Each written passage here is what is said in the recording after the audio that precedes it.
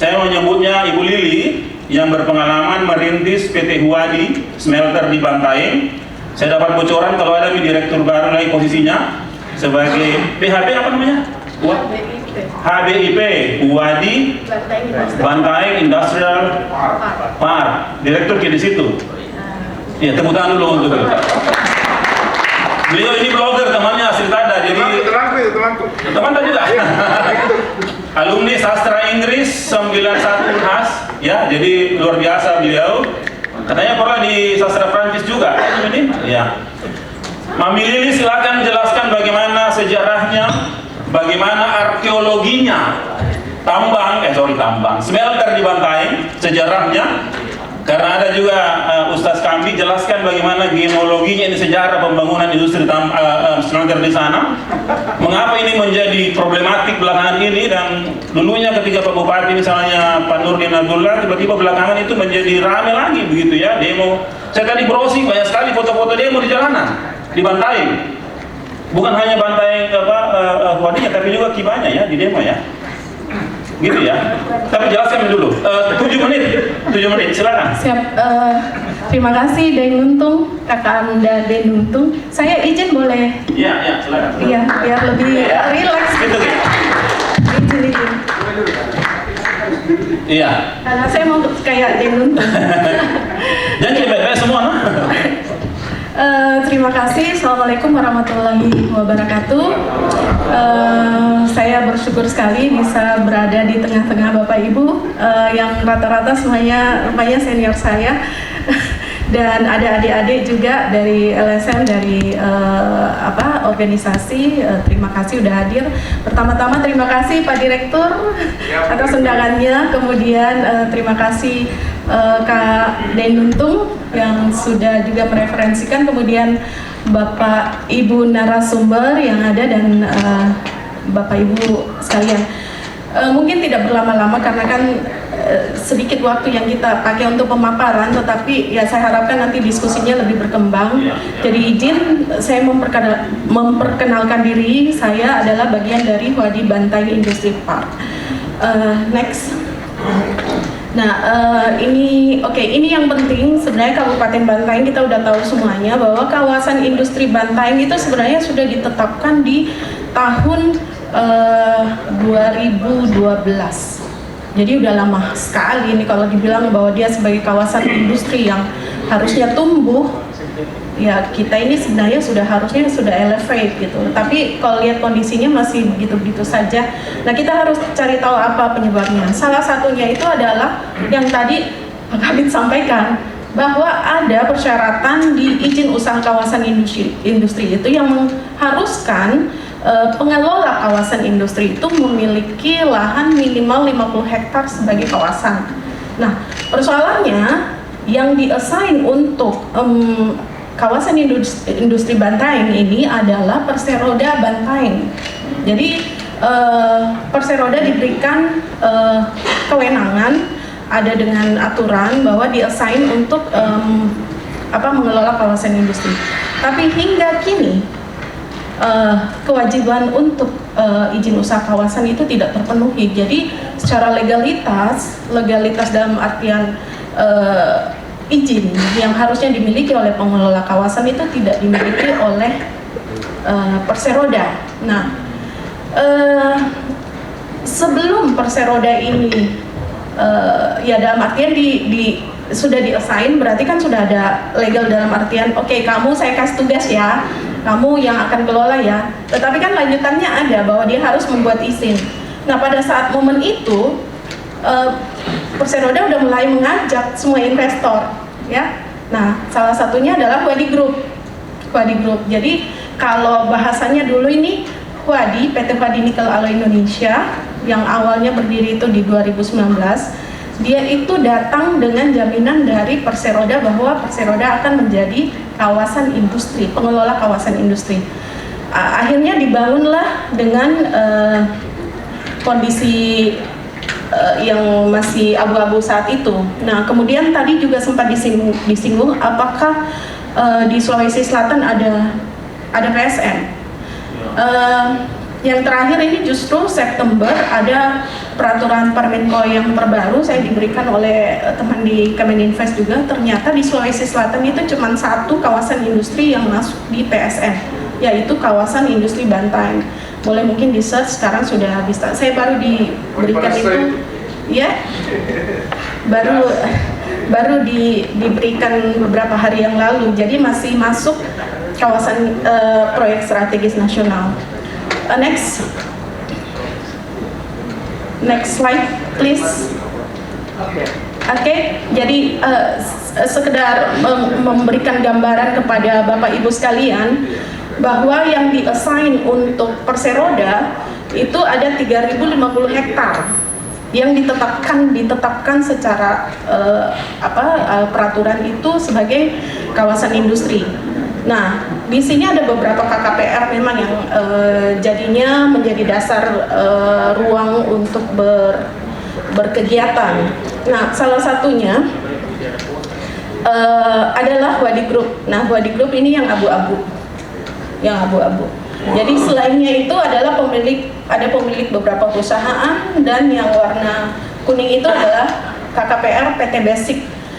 Izin Pak Kabid ya, ini KKPR-nya memang diberikan langsung dari ATR BPN, jadi dia bukan karena dia memiliki lahannya ya, tetapi dia diberikan hadiah juga untuk KKPR ini. Oke, next. Nah, ini tenan-tenan dari, saya harus masuk dulu kenapa Huadi Bantaeng Industri Park ini terbentuk. Sebelum-sebelumnya itu kan saya masuk di grupnya Huadi di Jakarta, kemudian harus ke sini ke Bantaeng hanya untuk melindungi tenan-tenan yang sudah ada duluan. Kenapa? Karena tadi saya sampaikan bahwa Perseroda ini tidak memiliki dasar hukum dalam mengelola kawasan.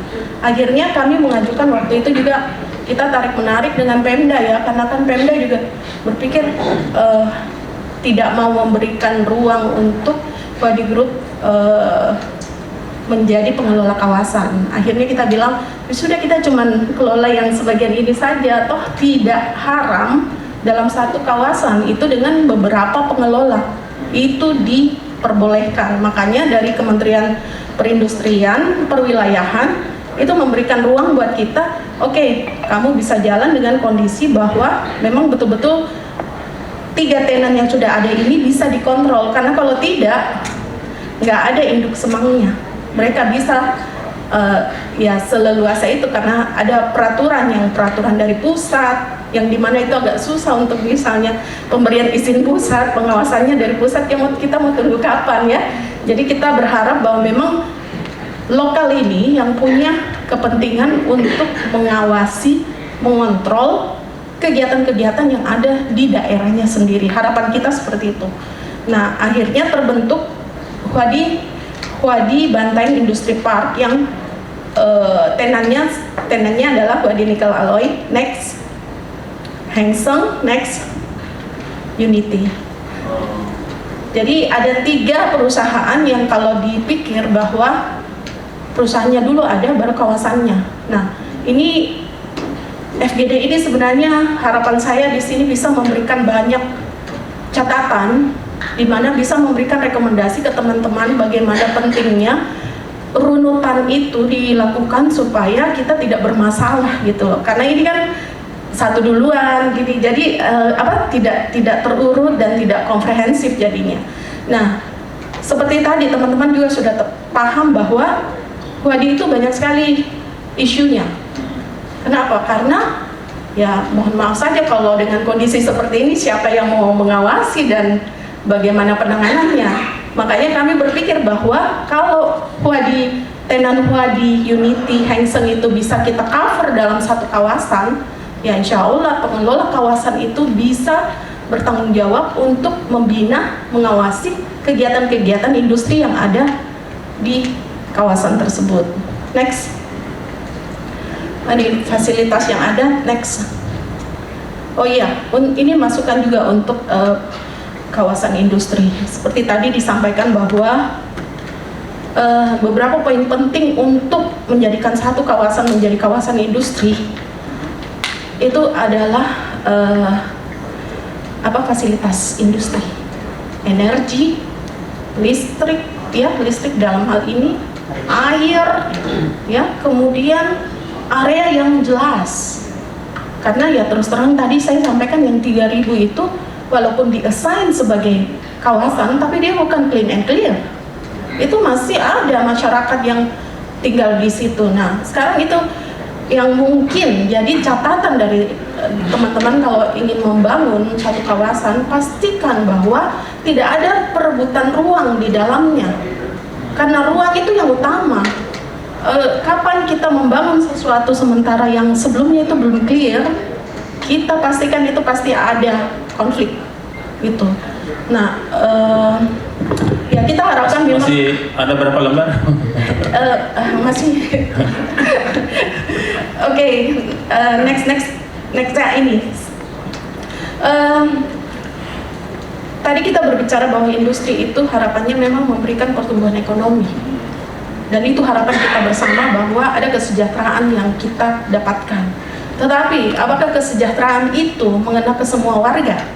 Itu yang jadi pertanyaan.